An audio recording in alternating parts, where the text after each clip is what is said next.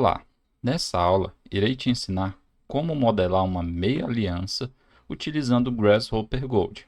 O primeiro passo é criar um aro utilizando a ferramenta Circle, clicando com o botão esquerdo do mouse e vindo na janela Front, apertando a tecla 0, Enter, e digitando o valor 17,83.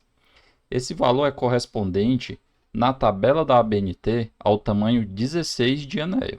Para finalizar o comando, apertamos Enter novamente. Pronto, eu criei aqui um aro do tamanho de 17,83. O segundo passo é criar o perfil que irá compor essa meia-aliança. Para fazer isso, eu venho na vista Right, irei maximizá-la clicando duas vezes neste botão com o botão esquerdo do mouse.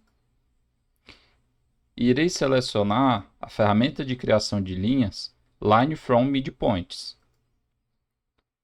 Com o quad ativado, eu clico neste quadrante do círculo e digito o valor 1,2, que irá totalizar numa medida de 2,4, pois ele faz 1,2 para a esquerda e 1,2 para a direita. O que eu preciso fazer agora é segurar o Shift no meu teclado e arrastar o mouse para o lado esquerdo e clicar novamente com o botão esquerdo do mouse. Pronto, ele criou esta linha. O que eu preciso fazer agora é criar outra linha que será a lateral do anel.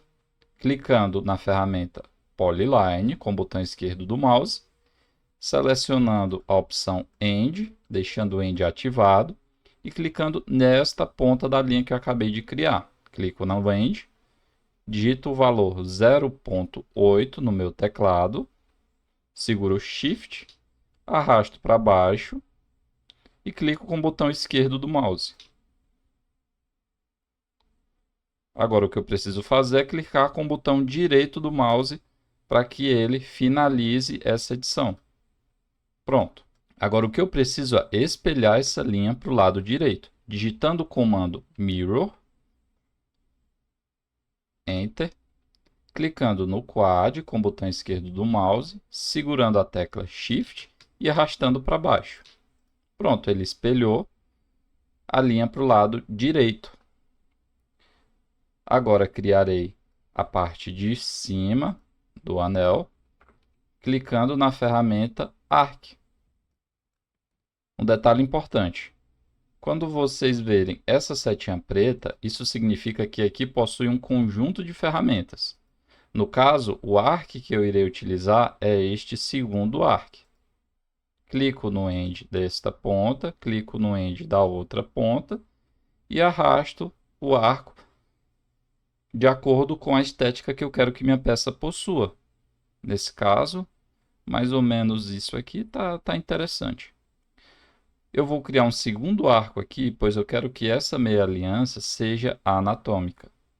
Novamente, utilizo a mesma ferramenta de criação de arco. Clico nesse end, clico neste outro end e arrasto para cima, de um lado ou do outro, porque caso você coloque no meio, ele irá distorcer o arco. Mais ou menos isso aqui também está interessante. Irei deletar essa linha, pois ela era uma linha só de referência. Agora seleciono tudo, clico com Ctrl para desselecionar o aro do centro e utilizo a ferramenta Join para soldar todo esse conjunto. Ele avisou que eu acabei de quebrar o histórico, não tem problema. Agora ele transformou tudo numa peça só. O que eu preciso fazer agora é movê-la para este ponto aqui do aro.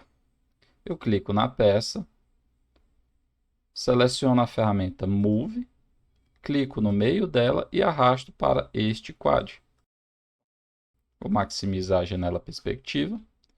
Irei digitar o comando Sweep, SWEEP1, Enter, clico no aro, clico no perfil e teclo a tecla Enter.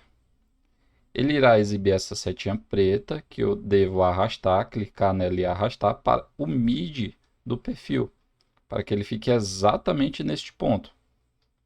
Novamente, tecla a tecla Enter do meu teclado. Vocês podem deixar essa caixa marcada como está aqui, clique no botão OK. Eu irei mudar a visualização para Shaded, clicando neste botãozinho com o botão esquerdo do mouse, para ter uma visão melhor de como está ficando a minha peça. O que eu preciso fazer agora é extrair uma linha para que essa linha sirva de guia para a minha cravação. Como eu faço isso? Irei selecionar a ferramenta Extract ISO Curve, clico na superfície do lado de cima e utilizo o MIDI como guia. Ó. Ele vai travar quando eu chegar no meio da peça, pois eu quero que a cravação passe exatamente no meio da peça. Pronto. Aperto ESC e ele criou um lado de guias, só que eu quero os dois. Para fazer isso, eu posso digitar o comando Mirror, Enter, clico no MIDI, seguro a tecla Shift e arrasto para cima, clico com o botão esquerdo do mouse. Ele fez uma cópia e espelhou essa cópia para o lado direito do aro. Agora eu tenho duas peças. O que eu preciso fazer agora é selecionar as duas peças. Clico em uma, seguro o Shift e clico na outra. E utilizo a ferramenta Join para unir essas duas peças. Pronto. Agora ele criou uma guia só. O primeiro passo da cravação será adicionar as pedras, pois as pedras irá ditar todo o formato de como a peça deverá se comportar. Para isso, clique na linha, selecione a ferramenta Gems on Curve do Grasshopper Gold, que fica localizado na aba Journey Settings. Ele irá abrir essa caixa para mim e clicando no botão Select Curve, ele já irá criar toda uma série de gemas para mim sobre o anel. Porém, o posicionamento dessas gemas está errado. Para fazer essa correção é muito simples. Clique nessa caixa, selecione a opção Object, clique no botão Object e clique sobre a superfície. Pronto, ele já fez a correção do posicionamento das gemas. O Grasshopper ele tem uma grande vantagem. A interface dele já é autoexplicativo, então se vocês perceberem, cada janelinha dessa é uma edição nessa cravação, sendo a primeira dela o tamanho da gema, eu irei aumentar para 1.5. A segunda caixinha, o espaçamento, que eu irei reduzir ligeiramente. Pode ser 0,15 aqui nesse caso. A terceira, o quão essa pedra irá subir ou descer sobre o metal. Nesse caso, eu quero que a pedra fique praticamente completamente rente ao metal. Então, eu irei descer esse valor. Ó, até ficar aqui só a parte superior aqui da coroa. E esta última opção é para rotacionar. Eu não irei utilizá-la nesse caso, pois eu já fiz a minha orientação pelo objeto. Então, não tem por que fazer essa rotação. Finalizando a edição da gema, eu clico no botão Create. O próximo passo é criar as garras que irá compor essa peça. Clicando na série de gemas e clicando na ferramenta Gem Prongs Wraps on Gems, não é nessa primeira, mas nessa segunda opção, e selecionando o botão Select Gems Round, estando você com todas as gemas selecionadas, ele já irá criar uma sugestão de garras para segurar essas gemas. A primeira coisa que eu preciso fazer é aumentar um pouco o Sim, para que ele fique exatamente como o restante da minha peça. Eu posso aumentar também o diâmetro, clicando aqui nessa primeira caixinha, o diâmetro das garras, clicando nessa primeira caixinha e aumentando o size. Posso também aumentar o espaço ou diminuir o quão essas garras devem entrar na minha gema. Isso é de processo produtivo até o visual também, isso pode variar. de acordo com o seu modelo de produção ou o visual mesmo da peça em si. Nesta outra opção é o como essa garra irá descer no metal. Para você ter uma visualização melhor, você pode clicar neste botãozinho aqui e deixar o Ghosted ativado. Eu preciso que essa garra desça um pouco mais, pois eu vou criar um trilho aqui. E caso essa garra não esteja tocando aqui, isso irá ocasionar um problema na produção, correto? Então eu posso descer um pouco mais essa garra.